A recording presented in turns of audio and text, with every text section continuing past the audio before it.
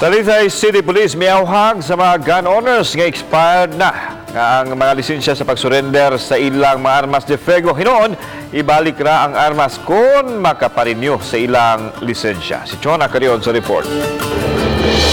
They have to surrender their firearms. Mato di Police Major Gerard A. Spilare, ang hepe sa Talisay City Police, nga doon na 5 ka mga gun owners nga mitahan silang armas de fuego nga expired na ang lisensya. Resulta kini sa ilang gipahigayong oplan katok din tuktuko nila ang mga gun owners pagpahinumdum sa pag-renew sa ilang lisensya kay kundili mapugo sila sa pagpahigayon og police operation. Ang kapulisan adunay listahan sa mga licensed gun owners sa dakbayan ug mahibaw-an nila kung na-expire na. Mato di Pelare, nga doon na pa'y kapin usa kagatos ka mga gun owners ang wa pa maka-renew sa ilang license. We have assured them actually na we will assist them through coordination with FEO.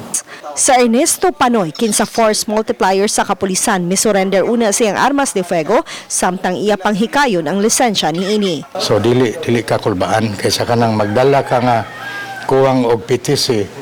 Bisan pa ang hipi og makakita og di maluoy nako pwede giya kong unayon sa tao ko niya. Ubani Marlon Melgaso, Chona Carion, Balitang Bisdak.